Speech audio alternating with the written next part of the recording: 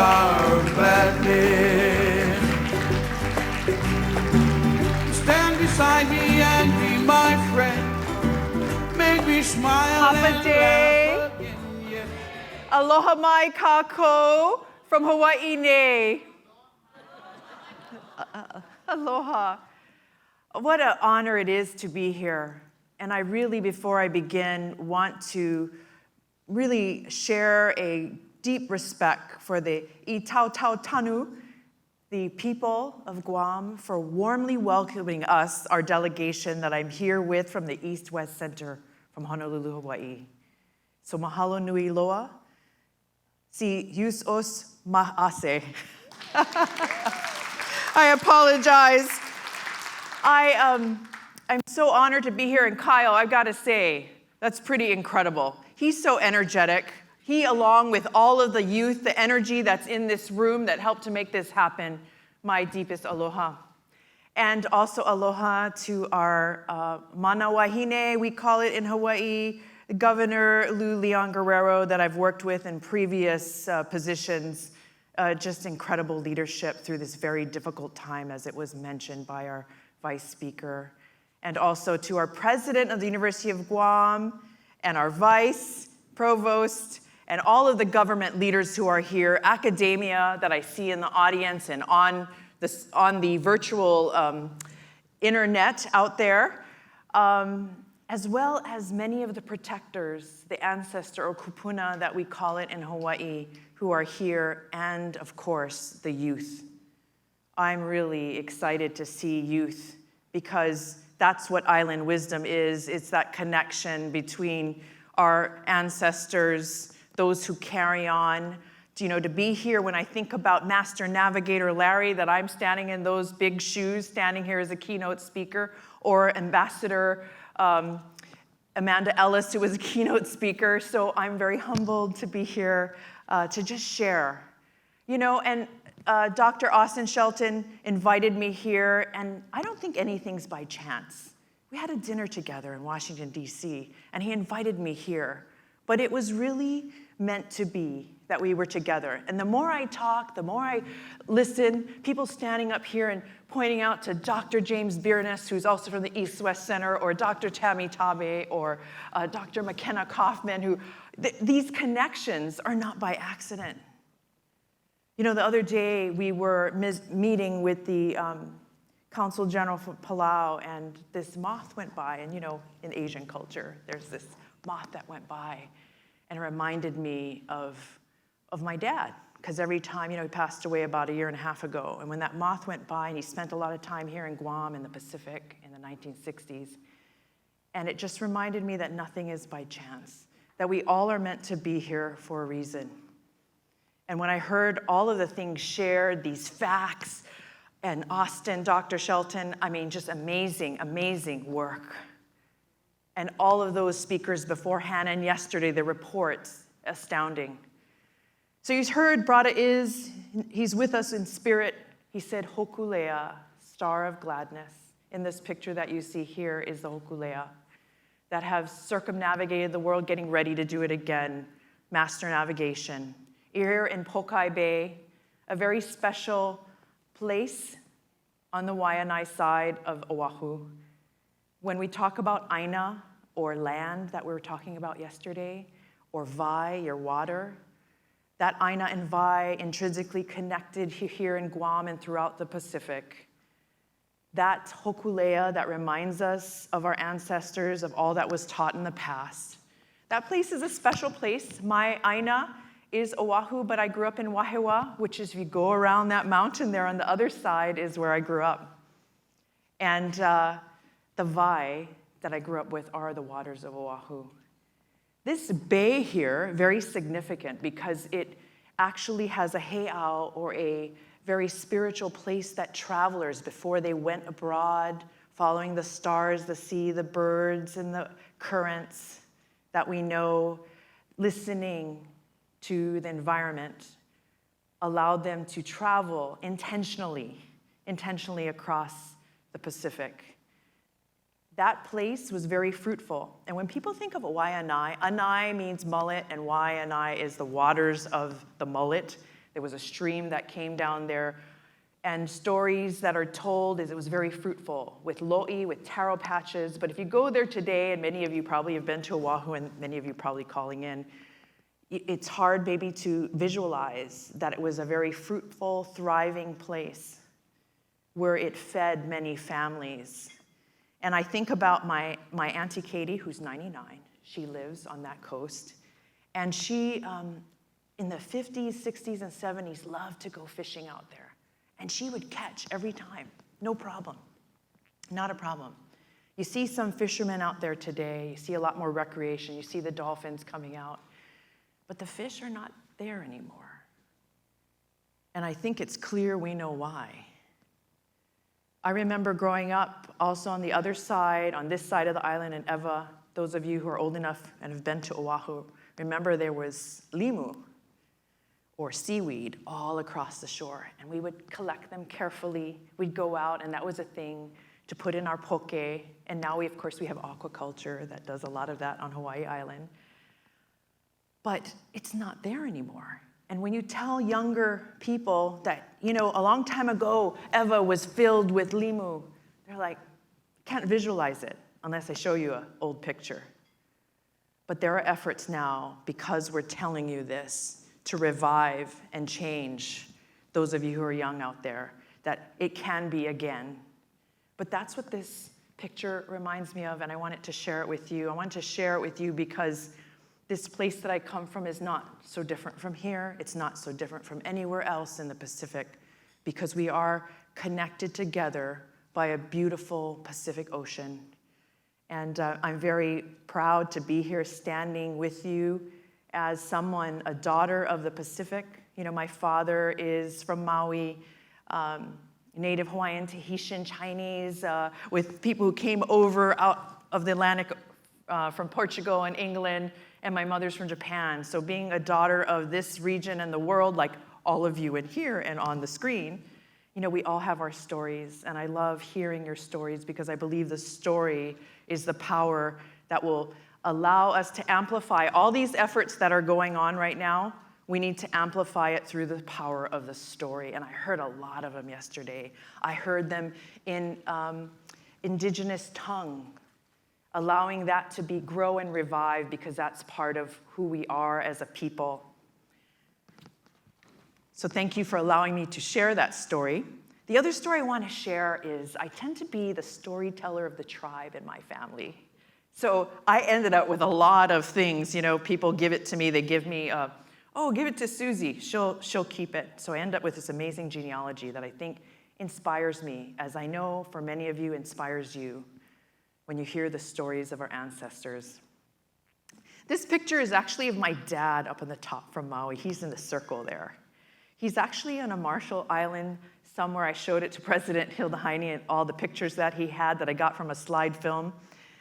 He was actually left Maui to join the army, stationed in Japan, and from there launched out to Guam, and from Guam in 1962 would go out into the Pacific to survey. They drop him off 2 weeks at a time. Here's some sea rations and go for it. But he would sell the sea ration and exchange it for fresh fish, woven mats and baskets that were made.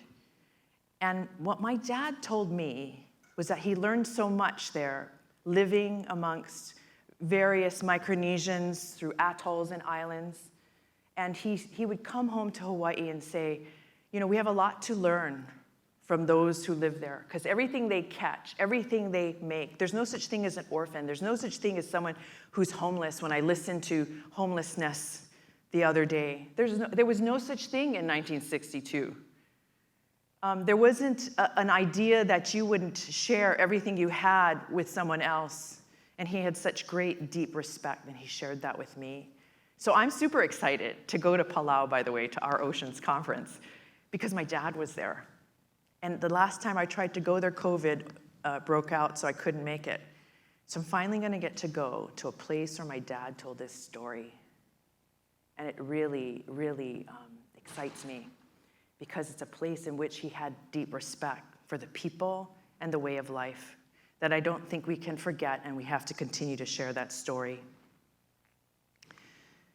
So, it's these kinds of stories that brought me to a place where I came to this job over 100 days now at the East-West Center with values. When we talked about values, I heard many people bring it up over the several panels that we had, that the indigenous values that we bring transcend culture, that they're part of our humanity and who we are, and I wanted to share some of the values that I bring to this space, to bring to this in leadership, that helps to inform my actions as I'm going forward to look at partnering and doing all the great things with you. First is, you see this pattern, these words that are integrated in a tribal pattern that is meaningful when you talk about connection, all interconnected. And in the center is this idea of aloha, and in Hawaii, it's more, everybody thinks, oh, that's a phrase, but really, those of you who are from the Pacific understand it's much more than that. It is a feeling of compassion. It's ha, it's the breath of life. It is what connects us. And it helps us to build ohana. And some people say, well, ohana means that you don't raise the bar high because, you're just family. You just, look the other way. And that maybe it's not, maybe team is a better word. But I say that ohana, team, are actually, it's much more than a team. Because in ohana, hana in Hawaiian, it means to work. You have to work. And if you think about your own families, you wouldn't hold the bar down here. You hold it up high, right? You expect, I know all of you parents out there, you expect a lot of your children. There's no way that bar is going to be here. In fact, it's higher. So I would say, ohana, we hold the bar high for one another. And we help each other. Because when your children are struggling, you're like, sorry, you're on your own. No, we don't do that. We help each other. And, so that is core, the values that I come with. And I also know that we can't do that alone. Aloha and ohana is not built. You don't have an ohana just with one person by yourself. We do this laulima, united. I heard a lot of those themes together, as it was mentioned this morning.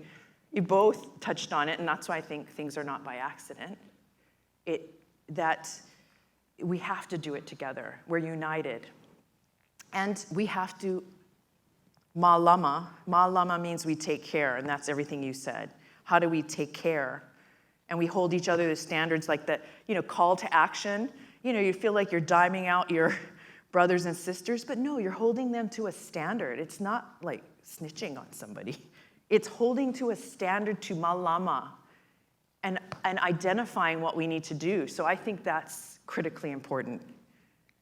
So it's with those values that we come to approach the challenges, right? And I think it's been brought up quite a bit, but I want to acknowledge that the East-West Center and we all, our team here, our delegation, acknowledge all of these threats, and there's been a lot of work that has been done, and many of our researchers are here and also attending virtually as well, identifying these environmental threats. You can see we've talked about that, some of our actions, requirements to move fuel, transiting, putting chemicals into a lot of the way of life of fishing, impacting where you can fish. I mean, if you're like me, you know the places on Oahu, and you know the places here where you don't want to eat that fish because you know it's contaminated, right? You all know where it is. We all know where it is. Or, oh, I'm sorry, we can't build a lo'i, we can't farm here because the chemicals that were used in the farming has polluted the well, and now the well cannot feed into the lo'i for the taro. Oh, and by the way, we've diverted some of it because in Hawaii we had a lot of sugar cane plantations, so we had to divert that water on Maui, and now what used to be a river here doesn't flow. We no longer have the mountain to the ocean, the ahupua'au that would feed from the mountain down to the ocean, and whatever comes out into that brackish water and then to the larger ocean where we would fish are now impacted because what happens down that line, that chain that Austin showed us, is not just here, it's not just Hawaii, but it's the Pacific and the world. And I think that's why those sustainable development goals that we have established here in Guam, here in the Pacific, here in Hawaii with Hawaii Green Growth Guam, all of the efforts from the institutions of the universities, NOAA, East-West Center, University of Hawaii, all these partnerships are even much more critical than ever before. And not just because of those environmental threats, but the climate impacts that we've seen. And, just talking to the governor yesterday about, the typhoon, that 1962 typhoon. And my dad, I was telling her that my dad was here, and he said he remembered being out there in this typhoon. And he said that the captain of the ship said, if you know how to pray, you better pray now.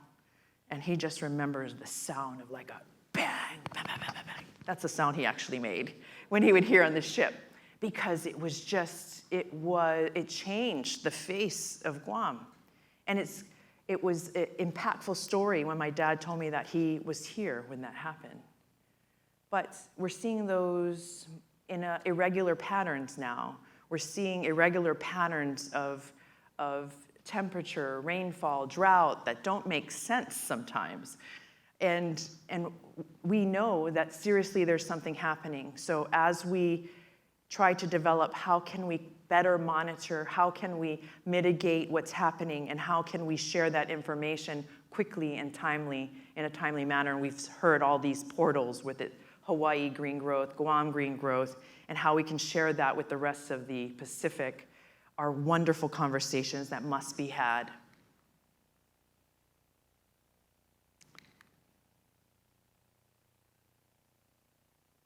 And climate reliance on technology. Here we go. There we go. So next, of course, we know the theme of this is taking that wisdom, island sustainability. These are just a few pictures from the East-West Center, some of the things that we're doing, amazing partnerships that we can dream of, wonderful, abundant coral reefs. Working with the university, working with other partners who want to see that picture you see on the bottom right, vibrant coral reefs that can sustain the changing of the temperature of the waters. University of Hawaii just got that $50 million grant from Zuckerberg Chang, because I think the world is beginning to identify that the Pacific, if we can do this kind of research in the Pacific, it's something that could resonate with the rest of the world. And I think that is a beautiful thing, and that we need to continue to amplify that there are many wonderful programs that are happening here that the rest of the world can learn from. So, East-West Center, I was asked, where does the East-West Center fit in all this? And I love this opportunity to begin to share it with you. So those of you who may or may not be familiar, the East-West Center was established in 1960 as a congressional, from then Senator Lyndon Johnson, who became president, and then shepherded by Daniel K. Inouye, senator, because it was an understanding that the East and West needed to be able to understand, coming out of the ashes of World War II, which Guam is very familiar with it up front, that when you have people who are not understanding each other, that there needed to be a place where there could be bridge understanding between the United States, Asia, and the Pacific. And Pacific right now is at the forefront. The mission of the East-West Center remains the same. It's a congressional mandate really promoting cultural and technical understanding between peoples and nations. And those people, and will go back and impact those nations.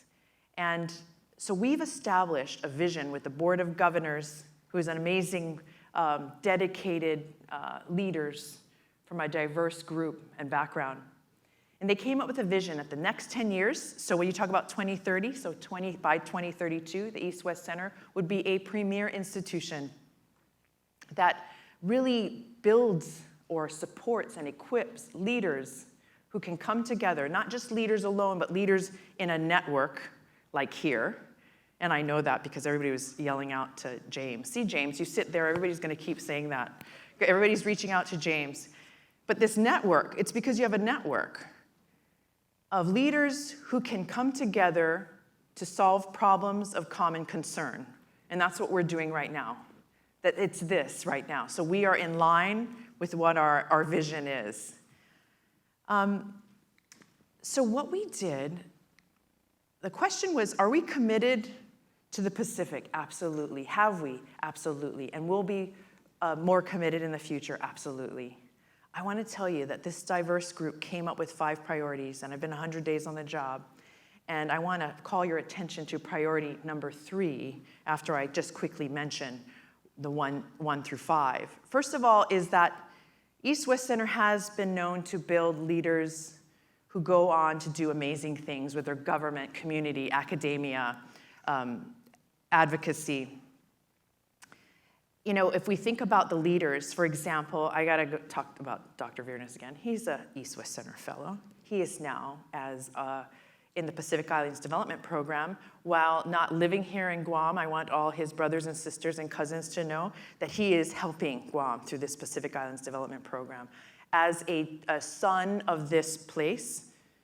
And we have Dr. Tammy Tabe, who's from the Solomon Islands, was also an East-West Center fellow from Solomon Islands and Kiribati, and is now doing research, critical climate research, and its implications on migration and employment, labor migration. I mean, her work has been extensive. Again, after coming out of this fellowship, building these leaders, and I got to speak to Julian Ogden, I got to mention, we had a great lunch with him, and he is also an East-West Center fellow. Makana Kaufman, I just saw in person today, is also East-West Center fellow. Anybody else East-West Center fellow in here? I have to see. Okay, well, maybe the next time you will bring somebody or you'll become an East-West Center fellow. And those of you online, you can go ahead and raise your hand so the others can see on the screen. Wonderful. So this, if you think about it, since 1960, we have 70,000 alumni, 53 locations across the globe. And we don't leverage that alumni enough because they are doing some incredible things. And so we can be a resource and a source to connect people. The next area is that the East-West Center was designed to be a convening location. We have this beautiful center, if those of you have been there, it's called the Inman Center or Jefferson Hall. And it was built by I.M. Pei. And I.M. Pei built the entrance of the Louvre, you know, the annex of the Louvre, the China Bank in Hong Kong. And he designed this center to bring people together, to convene. And one of the main convening areas is the Pacific Islands Conference of Leaders. Last year it was virtual with Secretary Blinken, and this year we hope will be in person, we hope, at the Inman Center with President Biden. Of course, our own Manawahine Governor Leon Guerrero, because it is the only forum in the Pacific in which the governor of Guam, governor state of Hawaii, governor CNMI, and governor American Samoa sit on, so that those voices, it's not about where you sit, I mean, it's not about your state status, it's about who we are as Pacific Islanders. Those areas of common concern that affect a nation state and a territory are all the same. The indigenous people, when we look at what the climate is doing, we look at the social issues, they are very similar, and we can learn from one another. The third area you can see, I think, is key, answering that question of where the East-West Center sits in commitment to the Pacific, is that the Pacific is the PICO. And PICO is your umbilical, you know, your navel, which is in Native Hawaiian and many Pacific cultures, very key, reflects life, or ha, that life center, that the niche that we have at the East-West Center is this connectivity. I was going to say coconut wireless, because we do have that too. And yes, we have it all connected through the Pacific. And but that center, I think, is key. And the fact that the board all agreed that this would be a key area of focus, I think it moves me. It moves many of us. Because it is this century of the Pacific. It's been said before, but I really believe it is. As we're looking at the threats of climate change. Now, we talk about other threats in the region. In my previous job, it was a lot of that, security, threats of the region. But the White House Indo-Pacific strategy that came out on the same day we had the Board of Governors meeting that came out with this, going back to my thing that things are meant to be, is in there, the number one threat written in there is climate change. And I thought, wow, so fitting. A separate section on the Pacific, how very important it is. So fitting. It was meant to be. It is time for us to focus on the Pacific. The last two areas also help the Pacific and also the region as a whole, South Asia, Southeast Asia, North Asia, and the globe. When we talk about the environment, what's happening in the Pacific in terms of the environment, we can help to work with you, work with other partners on looking for solutions on the environment. And the last area is promoting good governance, because we really can't get to environmental solutions if good governance isn't there, right? We can have all of these great plans, and in academia, you can come up, you can do all this amazing research, but if we don't have transparency, we don't have the laws in place, we don't have the free and open press that asks the hard questions. Like I love the press conference. So what does this do for Guam at the East-West Center? Those are the hard questions to ask. That's a good question. How does this help Guam? Those are the questions in a free and open society that nobody's afraid to ask, or sit around the table and ask a bold question and do the hana, or the hard work to build ohana, right? And so those are our 5 priorities, and we're working our strategic plan. We will have a foundational plan by June, and very excited. A few weeks ago, we went to Washington, D.C. with Dr. Mary Hattori. The name will be familiar to some of you. She is our interim director of the Pacific Islands Development Program. And I also went with Dr. Jim Scott, our chair of our board, and our vice president, Dr. Satu Lemay. We do have an office in Washington, D.C. And the reason why is we are connecting with the rest of the United States to understand that the Pacific matters for America. So several weeks ago, we had the rollout that the Pacific matters for America. And there was, of course, ambassadors and your leadership and ambassadors throughout the Pacific, as well as the Pacific Island Caucus with Representative Case from Hawaii, and actually also representative from Alaska, Don Young, who's passed away several years ago. But I want to tell you a story about when we opened up that Pacific Matters. You can see that picture of me doing a selfie with Representative Case behind me. That was the first event, by the way, just like this, very exciting, that they had at the Capitol Hill Visitor Center, where you can see how many people are there. You notice they're not masked, but we all ended up A-OK because everybody was boosted and had their vaccinations. But I got up, said a few words. Representative Don Young got out of his wheelchair, pushed himself out, said, "Thank you for those words." And he had a speech, and he said, "Forget it, I'm not gonna use this speech. I'm 88 years old, and I wanna tell you that this speech is telling me why the Pacific matters, but I'm the oldest guy in the room, and I'll tell you that the Pacific mattered when I was young, when we look at what happened during World War II, and it matters more so today. And I don't need a speech to tell anyone that." And then he went home to Alaska and passed.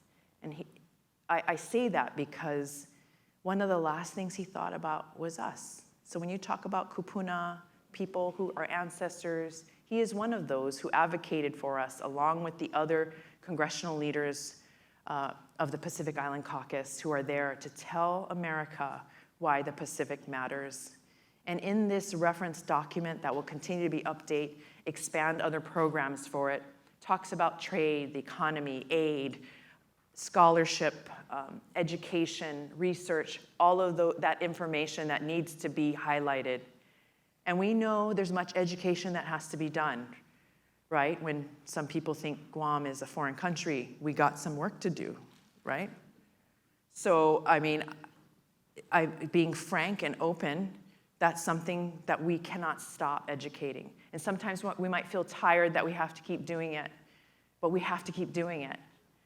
Because this is a vast country, vast world, vast Pacific, and our voices have to be amplified with one another, and we can do that together, much better together than alone, obviously. You can also see there, it was a partnership with the Department of Insular Affairs, And we continue, so when we were in DC, we also met with them. We also met with the Crystal Ka'ai, with the White House Initiative on Asia Pacific, Native Hawaiian, Pacific Islander Affairs. So a lot more we want to continue to do in this area. Also talked about the Pacific Islands Development Program. So going back to the question, how committed is the East-West Center to the Pacific? We have the Pacific Islands Development Program, again, is the secretariat for the Pacific Islands Conference of Leaders. And now, we have, when we talk about, Dr. Virnes, I'm gonna mention him again because since he came on board, we were able to reinstate the membership of the Pacific Islands Development Program as a member of the Council for Regional Organizations of the Pacific, or the CROP, of which the Pacific Islands Forum is a secretariat. So that's significant. That is a voice, another perspective of the various CROP agencies that can be a voice, provide a different perspective to come together to make really good decisions for all of the Pacific. So those two bodies are, of course, policy-making bodies on those issues such as environment, sustainable economies, so sustainable social issues or solutions to those social issues. So also bringing about amplifying those voices. So one of the Pacific Islands Development Program leads that the governor was also part of was the Tolua Samifua, who is also part of the Pacific Islands Development Program. She moderated a Women of the Wave, so we had our own governor on there. Thank you, Governor, for being a part of that. It's highlighting women's voices in the Pacific who are leaders. Also, engendering stories. We have a variety of leaders, men and women across the Pacific, whose voices are heard, and it's those stories that will help us to teach the next generation and inspire the next generation and highlight not just the issues, but the solutions and the networks. You can see there also, we're partnering with others like Bishop Museum on the Micronesian Festival, and I think today is it today? Today at noon is a webinar on the compact. What will be the economic impacts if the compact is not renewed for FSM, RMI, and then Palau the next year? And I believe when we talk about convening, that the East-West Center can be a place to amplify some of the issues or bring people together in a neutral space to talk about the solutions for the future of the compact. And before I go to my last slide, I wanted to talk also about some of the scientific, and I'm not a scientist. You notice that I don't have a PhD, have a MG retired next to my name. So it's a little different than a scientist, but we have a lot of great scientists, and a lot of them here and on the line. We have a climate change report on Guam that was done with the University of Guam, and our scientists, Dr. Victoria Keener and also Dr. Laura Brewington, who have done significant work on climate in the Pacific, and it's their specialty, and they have worked with a lot of that reporting. Also, Dr. Ryan Longman, who just showed up in our paper recently in Hawaii because of a Hawaii climate portal that allows accessibility to address issues such as rainfall, drought, so that leaders can make decisions. And that's something that can be, as I understand, partnerships also with Guam, informing portals like the Hawaiian Green Growth Portal, as well as the Guam Green Growth, the G3, which I love that term. We have many more partnerships, and I think there's many more to come, especially after this talk today. And it's amazing. As we were talking and having lunch with different people, we realized, well, I didn't realize you were doing that. I didn't realize that person was doing this. I didn't realize that person was doing that. And that's why these events are so important. So thank you for the invitation, because we've realized more, not just in these kind of presentations, but it's the networking on the side. It's the realization and discovery through talking with one another, through dialogue.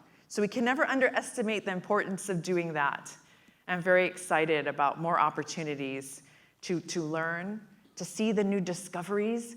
I mean, just looking at those plastics. I mean, you know, when we think about the nuisance of plastics, when I looked at that block, I'm so excited to hear more about it.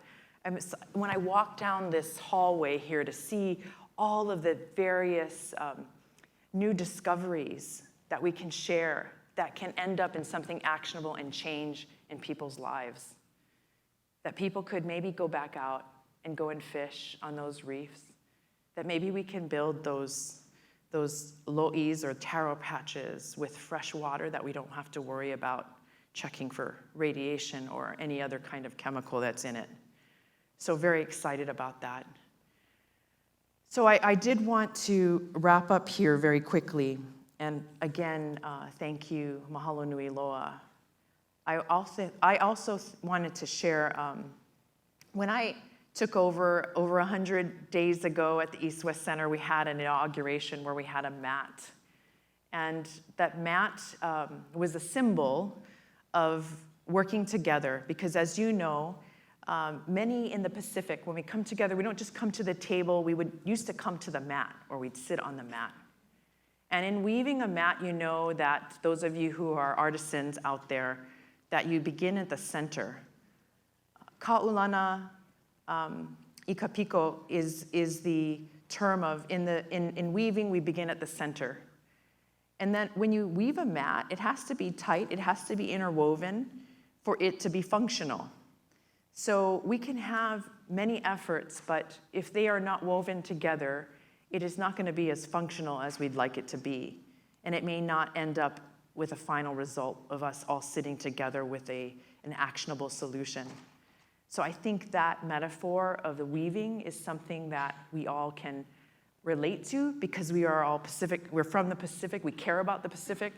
Those who love the Pacific from other parts of the globe, you care and you believe that that's so critically important. And we also had many of the metaphors of the sailing, navigation, that we need that hokulea, we need that star, we need that guides us to where we want to go. But we also have to be paddling together. And when I think about, these sayings up here that we need to be united. And let's see, I wanted to just end with that and to thank you. I thank you for the time. Thank you for, I know it took many hands to make this happen, to weave together for all of us to come to the mat today.